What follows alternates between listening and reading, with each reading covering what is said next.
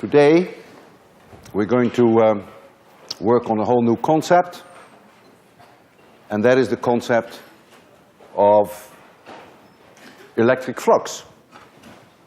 We've come a long way. We started out with Coulomb's law, we got electric field lines, and now we have electric flux.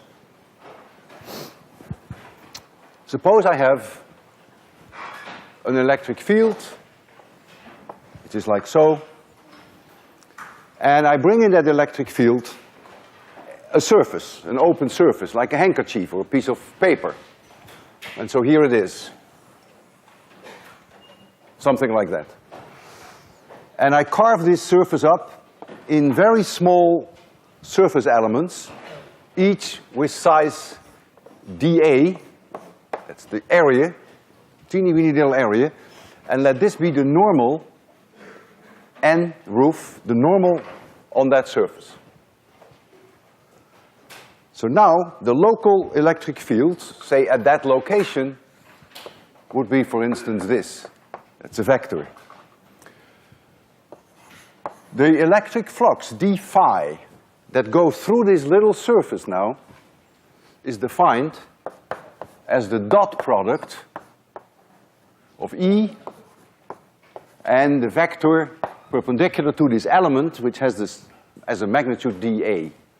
Now our book will always write for NdA simply dA. So I will do that also, although I don't like it, but I will follow the notation of the book. So this vector dA is always perpendicular to that little element dA, and it has the magnitude dA. And so this, since it is a dot product, is the magnitude of E times the area dA times the cosine of the angle between these two vectors, theta. And this is scalar. The number can be larger than 0, smaller than 0, and it can be 0. And I can calculate the flux through the entire surface by doing an integral over that whole surface.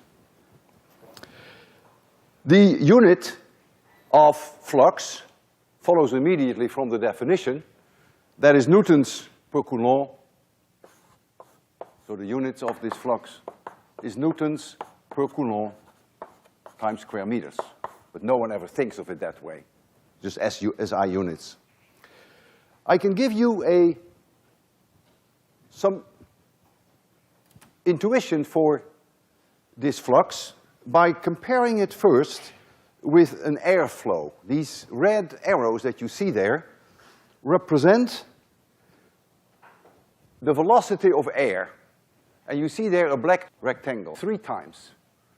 In the first case, notice that the normal to the surface of that area is parallel to the velocity vector of the air. And so if you want to know now what the amount of air is in terms of cubic meters per second going through this rectangle, it would be V times A. It's very simple. However, if you rotate this rectangle 90 degrees so that the normal to that rectangle is perpendicular to the velocity vector, nothing goes through that rectangle, and so it's 0.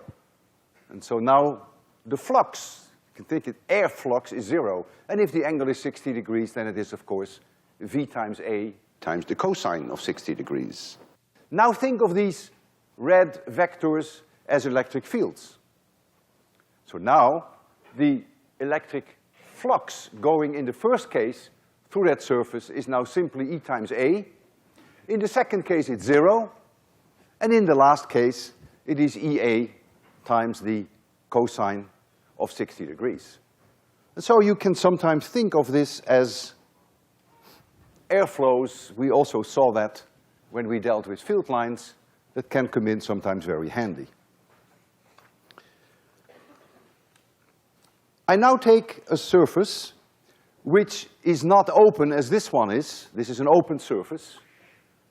It can come in from both sides. But now I choose one that is completely closed, like a potato bag or a balloon. I'll put this line in here to give you a feeling that this is a completely closed surface. So you can only get inside if you would penetrate that surface from the outside. And so now I can put up here and here these normals, dA, and there's another normal here, maybe in this direction, dA. In this case, by convention, the normal to the surface, locally to the surface, is always from the inside of the surface to the outside world. It's uniquely determined because it's a closed surface. Here, it was not uniquely determined. I arbitrarily chose this one, but I could have flipped it over 180 degrees. Since it's an open surface, it's ill-defined. Here, it's never ill-defined. So the normal is always chosen, go from the inside to the outside. And now, I can calculate the total flux going through this closed surface, locally multiplying E with dA, dot product, over the whole surface, out comes a certain number. And that is now therefore the integral of E dot dA integrated over that closed surface, and since it is a closed surface, we put a circle here to remind us that it is a closed integral. And here, in this case, it is a closed surface. And this now is the total flux through that surface. It could be larger than zero. It could be smaller than zero. It's a scalar, it's not a vector. It could be equal to zero. If it's equal to zero, then you can think of it, whatever flows in, if you think of it as air, also flows out. If more flows out than flows in, then it is positive. If more flows in than flows out, it is negative. So let's now calculate the flux for a very simple case where I have a point charge. So here, I have a point charge, and I'm going to put a bag around this point charge, and the bag is a sphere. It is a sphere, and the sphere has radius capital R. And let this charge be plus Q, just for simplicity. Well, I pick a small element dA here, and that element dA is radially outward. dA. This is the normal to that surface, so that is radial. The electric field at that point is also radial. We have dealt with that before. So dA and E, not only here, but anywhere on the surface of this sphere, are parallel. So the cosine of the angle equals 1. I can also introduce here the unit vector R roof, which is the unit vector going from capital Q to that element where I evaluate the teeny-weeny little amount of flux. So if now I want to know what the total flux is through this sphere, that's very easy. Because since this is a sphere, the E vector in magnitude is everywhere the same, because the radius is the same distance to this charge, and dA and E are parallel. So it's simply the surface 4 pi r squared of that sphere times E. And so now I have that the total flux through that closed surface is simply 4 pi r squared times E. Well, what is E? The electric field at this distance r equals Q divided by 4 pi epsilon 0 r squared times r roof. That gives me the direction. And so, if I know that the flux is 4 pi r squared times E, I put the 4 pi r squared here, I lose the 4 pi r squared, and I find that the E vector, at least the magnitude of the electric field, that the flux phi, that's what I want to calculate, I multiply this by E, equals Q divided by epsilon 0. And this is independent of the distance r. And that's not so surprising, because if you think of it as air flowing out, then all the air has to come out somehow, whether I make the sphere this big or whether I make the sphere this big. So the flux being independent of the size of my sphere, the flux is given by the charge, which is right here at the center, divided by epsilon 0.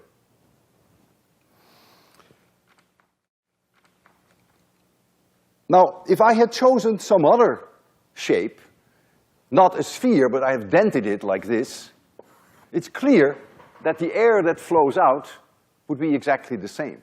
And so I don't have to take a sphere to find this result. I could have taken any type of strange closed surface around this point charge, and I would have found exactly the same result.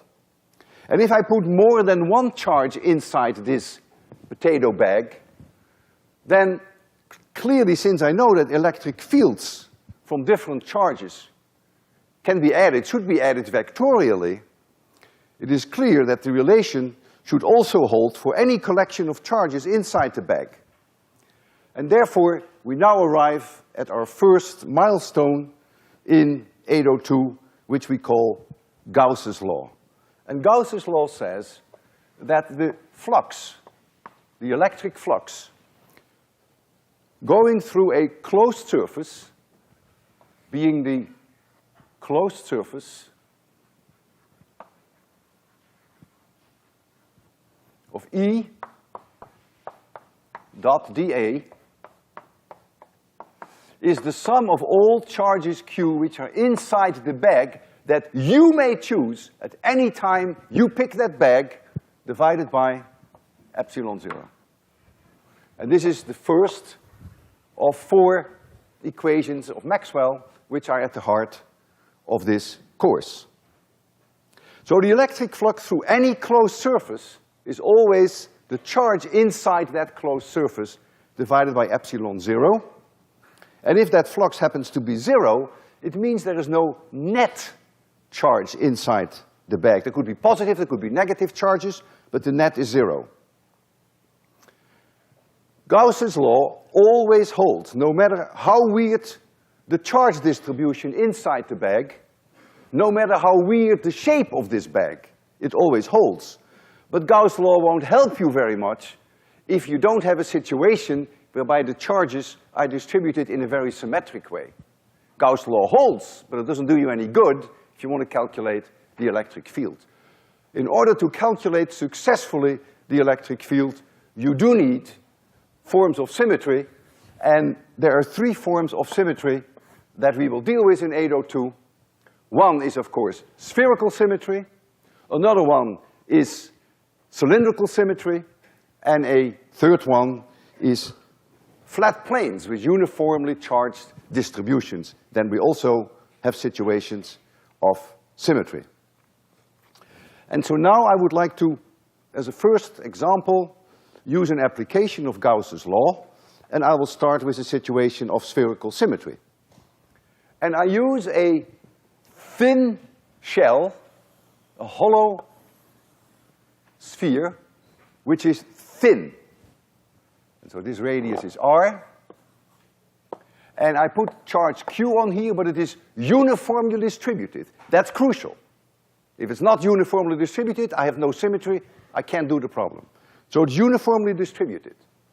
We will learn later in the course that it's very easy to do this, because any conductor of this shape, if you bring charge on it, will automatically distribute itself uniformly. So we have the charge plus Q on there, uniformly distributed, that's a must.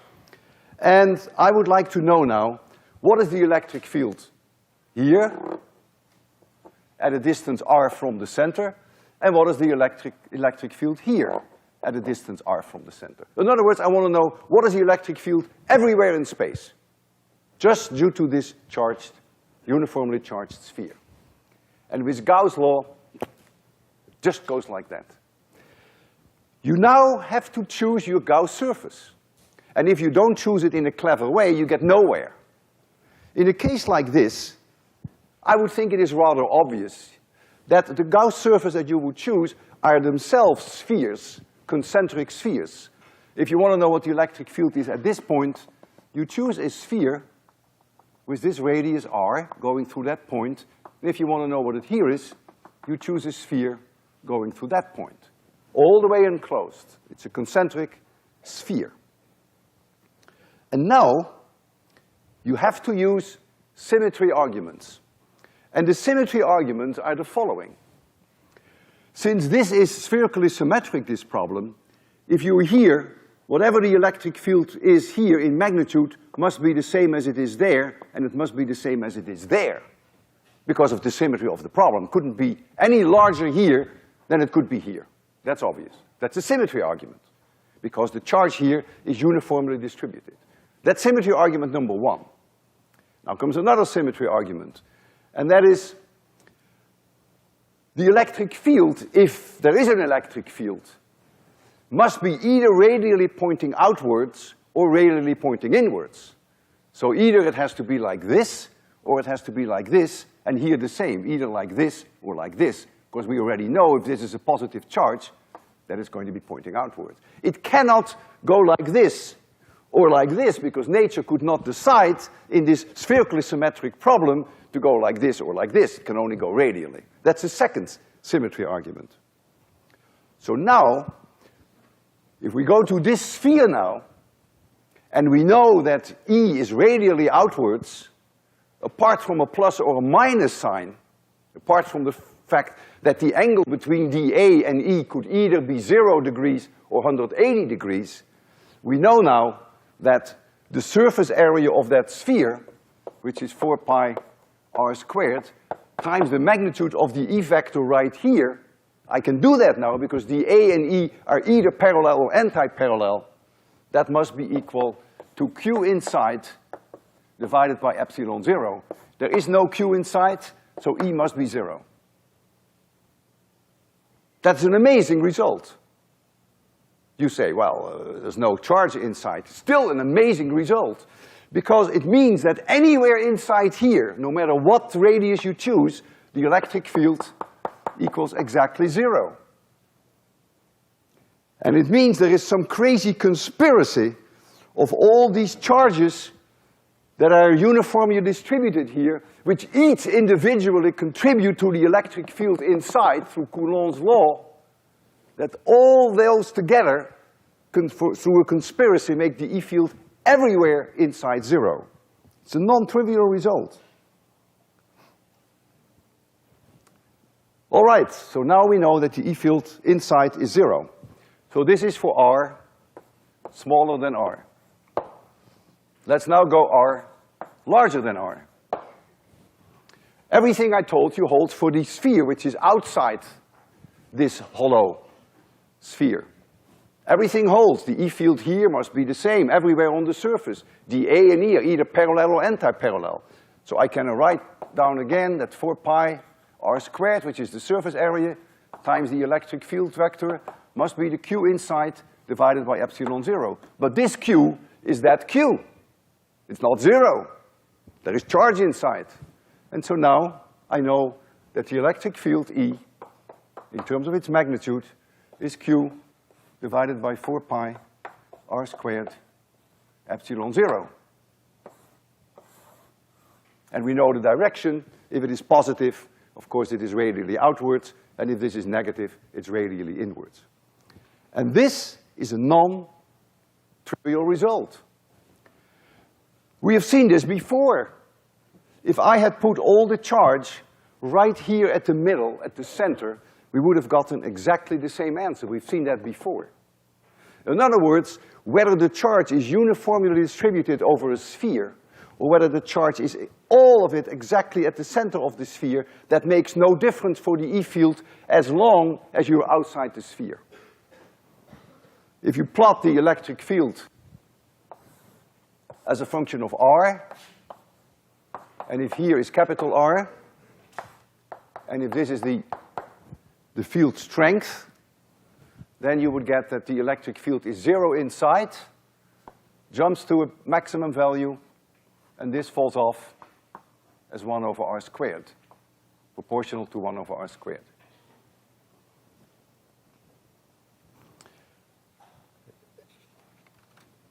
If I go back to the situation that the charge, that the electric field inside is 0, you may say, isn't that a little bit of a cheat? Because, yeah, there is no charge inside, but have you really used the charge outside? And if you have used it, how did you use it? Well, I have used it. I use it through my symmetry arguments. The symmetry arguments take into account that the charge is uniformly distributed. If the charge on the sphere had not been uniformly distributed, I could not have used the symmetry argument, and therefore the electric field inside would in fact not have been 0. If there is more charge on the sphere here than there is there, the field inside the sphere is not 0. So I have used all that charge by using my symmetry argument. Gauss's law and Coulomb's law, in a way, are the same law. They both link the electric field with the charge Q. Key is the fact that the electric force falls off as 1 over r squared. If the electric field strength did not fall off as 1 over r squared, Gauss's law would not even hold, and the electric field inside this uniformly charged sphere would not be 0. So it is the immediate consequence of the fact that electric forces fall off as 1 over r squared. Gravitational forces also fall off as 1 over r squared. Therefore, if you take a planet, if it existed, which is a hollow spherical planet but hollow inside, it means there would be no gravitational field inside that hollow planet. So if you were there, there would be no gravitational force on you, if it is spherical. If that planet were a cubical planet, then the gravitational field inside would not be 0. You say, well, big deal, with 801 we always take a planet, and then as far as we're outside the planet, we put all the mass and we consider it as a point. Yeah, indeed. It's not a big deal for you, and it is not a big deal for me, but it was a big deal for Newton. He intuitively sensed that it was correct, that if you have a planet of uniform mass distribution, that you can consider it as a point mass, as long as you're outside the planet. But it took him 20 years to prove it, and he finally published his results. It would take us now 30 seconds. He didn't have access to Gauss' law. It came about 100 years later. But the net result is that you see here in front of you that if you have uniformly charged distribution, and you can draw the parallel with gravity, that you get the same electric field outside that you would have gotten if all the charge is at one location, at the center. This is spherical symmetry number 1. That's the easiest symmetry that we have in 802. Now I will present you with a second form of symmetry, which is a flat horizontal plane. And I want you to work out most of it, but I'll help you a little bit to set it up. Suppose we have a plane which is very, very large. Think of it for now as infinitely large. It doesn't exist, of course, infinitely large. And I put on this plane charge. And I put a certain amount of charge density, which I call sigma. Sigma is an amount of charge Q per area A.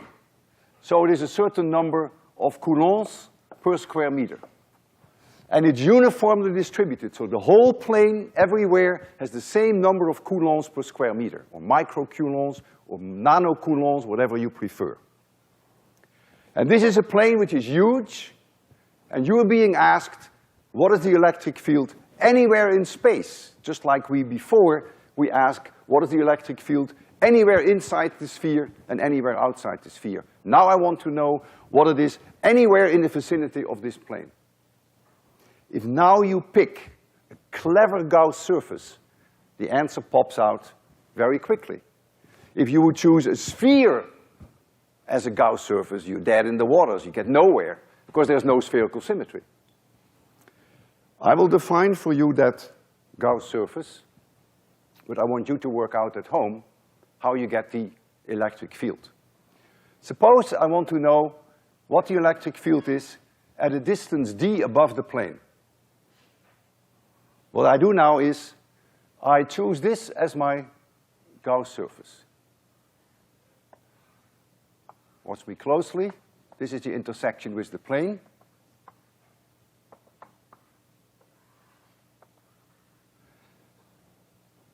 This is my Gauss surface. It is a closed surface. 3 conditions have to be met for you to be able to calculate what the E vector is at that location D. The first one is that this is a flat plane here, and this is the same flat plane, it must be parallel to this plane. That's a must. If you don't do that, you can't use Gauss' law.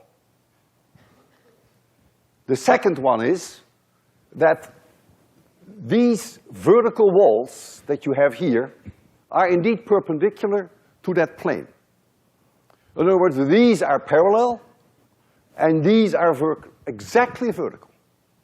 If you don't make them vertical, if you do this, you're dead in the waters. You can't use Gauss' law very effectively. And then the third argument, which is very important, that this flat surface is a distance d above the plane, and that this flat surface is exactly the same distance below the plane. And you can already smell why that is important.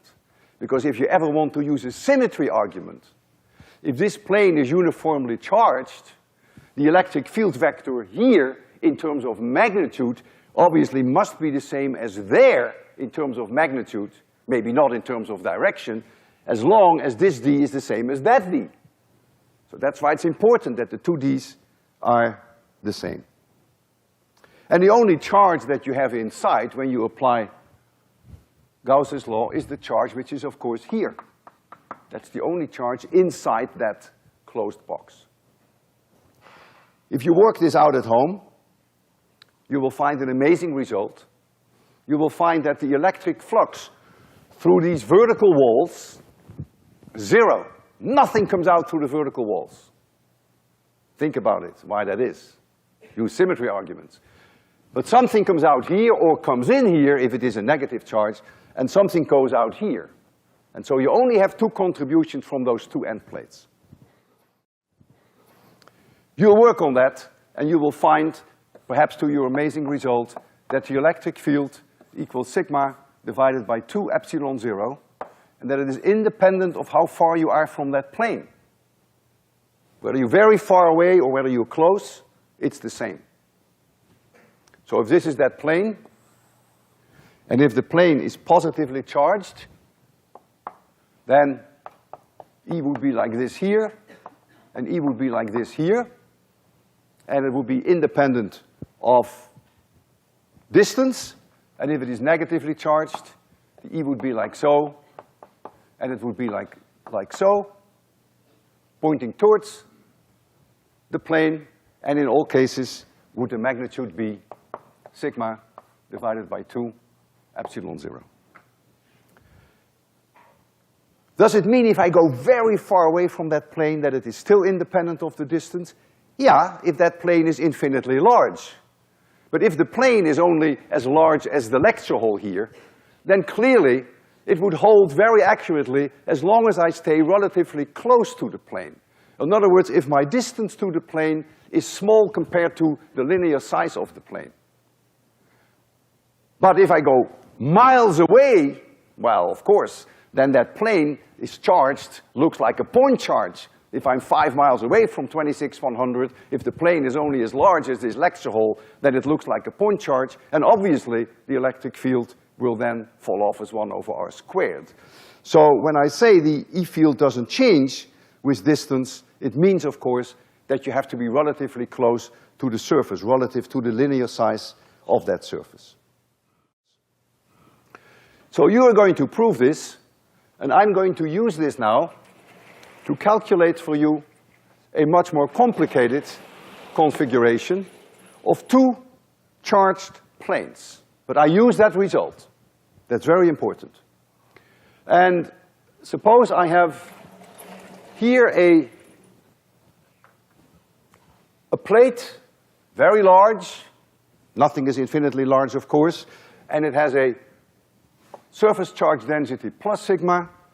And I have here a plate which has surface charge density minus sigma. And the separation between these two plates happens to be d. And the question now is, what is the electric field anywhere in space? Here, here, and here. And we'll think of them as being infinitely large, each plate. And I now use the superposition principle. I say to myself, aha, this plate alone, forget this one, this plate alone would give me an E vector, oh, stick to my colors, give me an E vector like so, and that is sigma divided by 2 epsilon 0. This one is also pointing away from this, sigma divided by 2 epsilon 0, and here it's also sigma divided by 2 epsilon 0, because it's independent of the distance to this plate. What is the negative charge doing? Well, the negative charge has E vectors pointing towards it, so here I have an E vector which is sigma divided by 2 epsilon 0. Here I have one that is sigma divided by 2 epsilon 0. And I have one that is pointing towards the plate, which is sigma divided by 2 epsilon 0. I use the superposition principle. I can add electric vectors. And when I do that, I find that these two cancel each other out. So the electric field here is 0. The electric field here is sigma divided by epsilon 0. The two support each other. They are both in the same direction. And the electric field here is again 0. And that is an amazing result. Of course, it's only accurate if these plates are extraordinarily large. And so if I have to draw the field lines in a situation like this, then the field lines would be like so, if the upper plate is positive, and the field in here would be the same everywhere, would be outside 0 and outside 0 here. Now, clearly, this cannot be true if you get into this area here where you are near the end of these plates. That is not possible. Why not? Well, you can't use your symmetry argument, so Gauss' law is not going to help you if you get anywhere near this area, and it is very difficult to calculate the electric field configuration when you are near the edges, which we call the fringe field. Maxwell, of course, was a clever man, and he knew how to do that. Today we can also do that very easily with computers, but I'll show you from Maxwell's original publications that in a situation like that, he was already perfectly capable of calculating these electric field lines. And you have these two horizontal plates, which one is plus and which one is minus doesn't matter. He doesn't put arrows in there. And what you see is an extremely strong field inside the two plates. Remember that the density of field lines tells you something about a very strong field, but when you get near the edge, the field is not really 0. The field strength drops very rapidly because, look, the density is very low, but it is not 0, and the electric field is not 0 here either and is not 0 there. In our assumption, in our simplification, we have, however, assumed that the plate is so large that we don't have to worry about any end effects, and in that case, the electric field is only existent in between the plates, but not anywhere else. I now want to demonstrate to you some of the things that we have learned today. And the first thing that I want to demonstrate is that the electric field outside a large plane is more or less constant. Doesn't matter how far away you are. Now, the way I'm going to do that is, of course, I don't have an infinite large plane. The plane that you're going to see is only a few square meters in size. and so it's only something like 1 by 1 meter, then it would only be true that the electric field is very close to constant if I stay very close to that plane. The moment that I go out as far as a meter, of course, it's no longer true. So it's very qualitative what I'm going to show you. But you're going to see very shortly there a very large plane. We're going to get it in a few minutes. And let's assume that we look at that plane edge on. So here is that plane. Look at it from edge on, it will be put here. It will block your view, that's why we don't have it up now. And what I will do now is I will connect that with the Van de Graaff, which is behind it. If you wait a few minutes, then class will pay attention to me and not to you. Here's the Van de Graaff. We're going to attach it to the Van de Graaff.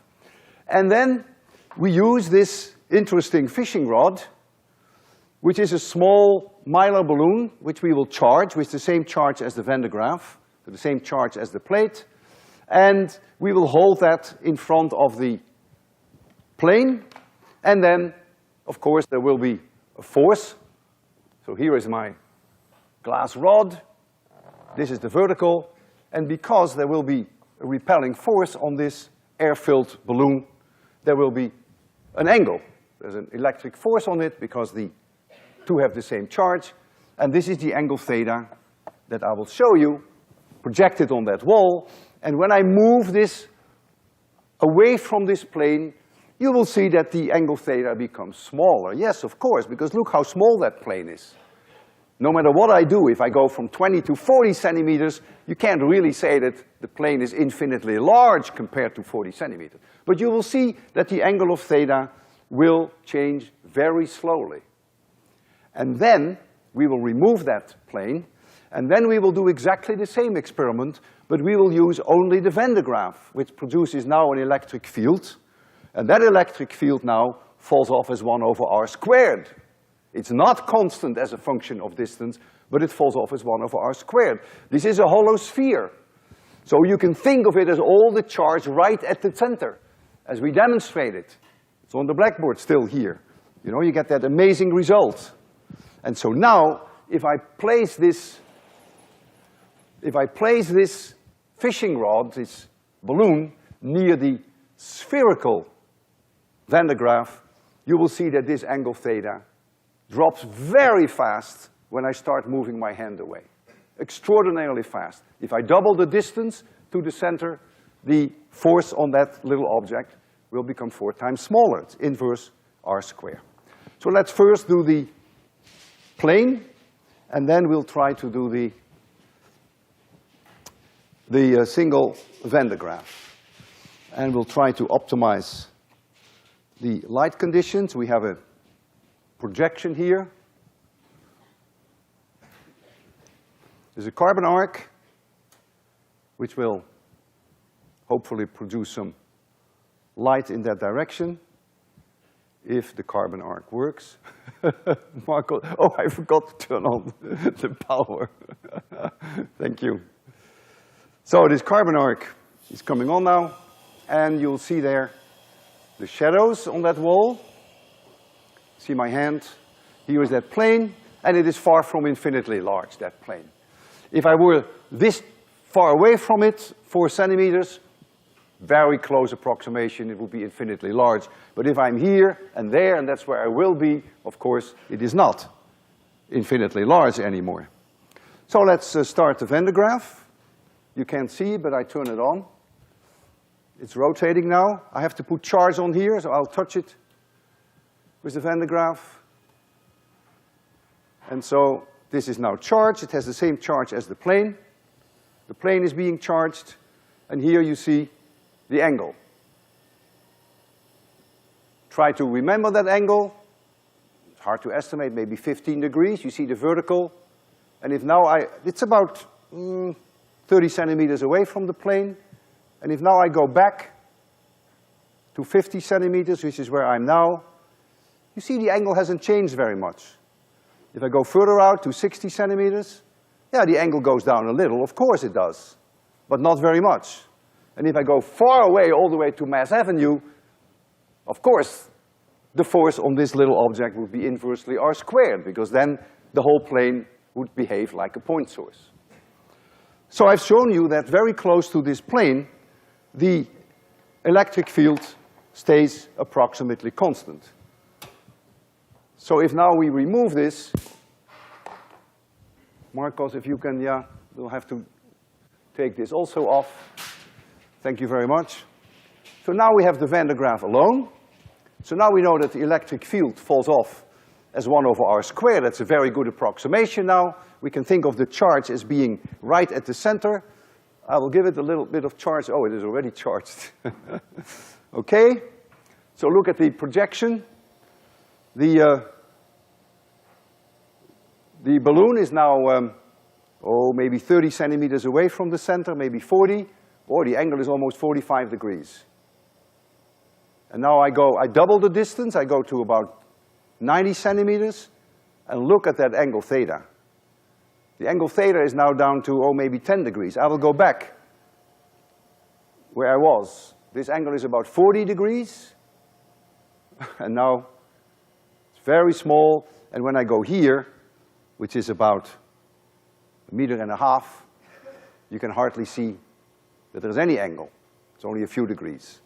And so I've shown you only qualitatively that the electric field falls off very rapidly in the vicinity of a hollow, uniformly charged sphere, and that it doesn't fall off very fast if you are in the near vicinity of a plane. The second thing I want to show you has to do with the fact that the electric field inside a uniformly charged sphere is 0.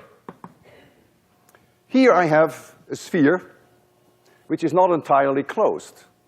I can't make it closed because I want to demonstrate to you that there is no electric field inside when I charge it uniformly.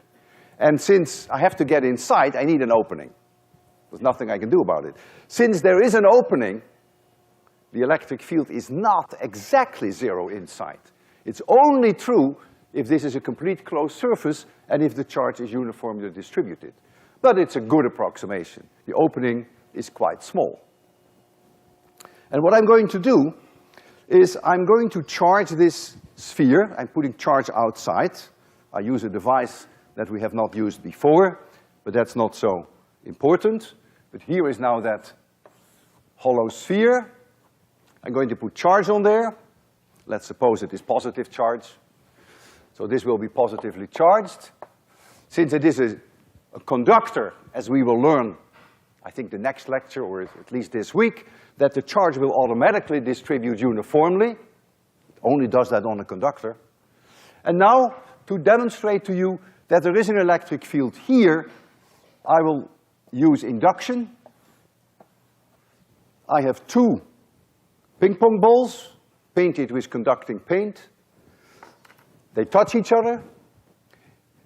Under influence of this electric field, this one will become negative and this one will become positive. We've discussed that last time. You create a dipole. It's not important that it is a dipole. I separate the two. I have negative charge here and positive charge there. I will touch any one of these 2 balls, it doesn't matter which one, with the electroscope, and you will see that there is charge there. So I have demonstrated then that there is an electric field outside that sphere. Now I will do exactly the same demonstration, but now I put these 2 conducting balls inside. So here they are.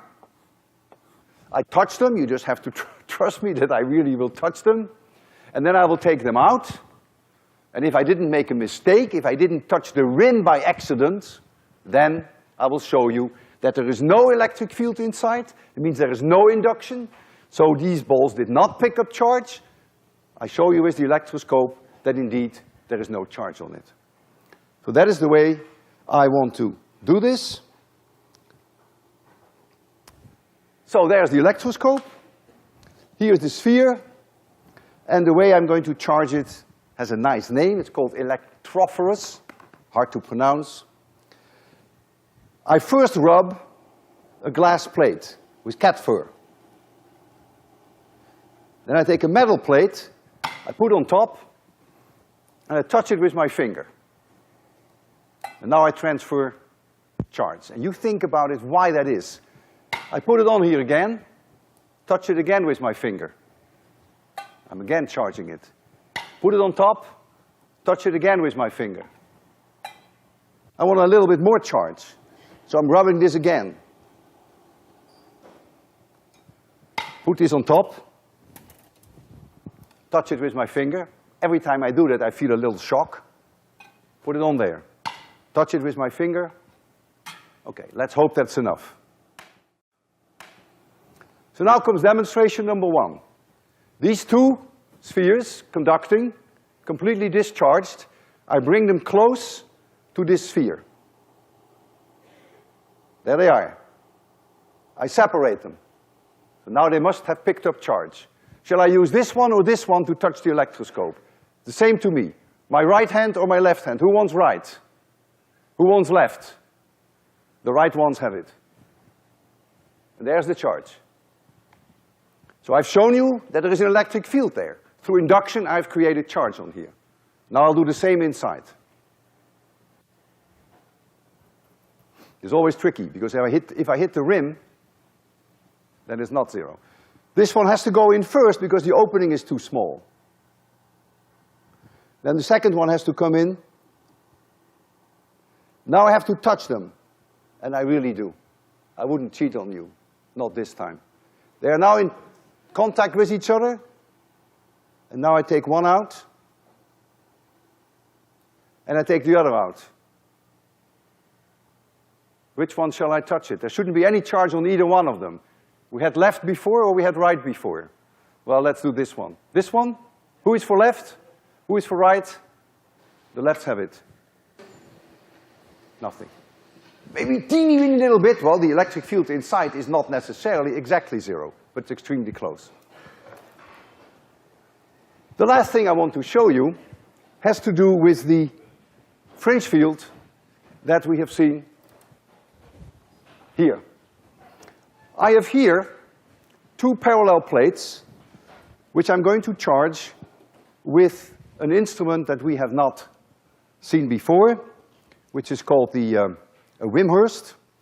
If I rotate this crank, I can produce positive and negative charge, and this plate becomes positively charged and the other plate automatically becomes negatively charged. And I'm going to show this to you right there. That's the idea. Yeah, we'll make it. So there you see these two plates, and you see a ping pong ball. And this ping pong ball is a conductor. We put conducting paint on it. And remember when I did the demonstration with the balloon, which bounced between my head and the Van de Graaff, and every time that it bounced on the Van de Graaff, it took all the charge of the Van de Graaff, and when it bounced on my head, it took my charge, and so it went back and forth, and that is what I want to show you now, that this ping pong ball will start to probe that field first outside the capacitor, or I shouldn't use the word capacitor, but these plates, and then I will bring the ping pong ball inside, and then you will see that the field is much stronger there. So let's first get some charge on there. And listen to the sound. Every time that it hits, it bangs. So it's following almost those field lines. And in doing that, it's actually transferring charge every time from one plate to the other. So it's nicely going around in an arc, the way you see it there. So it's clear that there is an electric field outside. I've proven that to you. Otherwise, it would never do what it's doing. So the electric field outside is not exactly zero, of course not. This plate is not infinitely large. And now I will bring this ping pong ball inside. I have to open up the gap a little. And I will bring it inside. And you see the field is much stronger.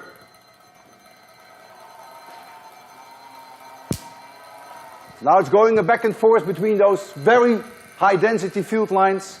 Very strong electric field, going back and forth. Each time that it hits the plate, it changes polarity.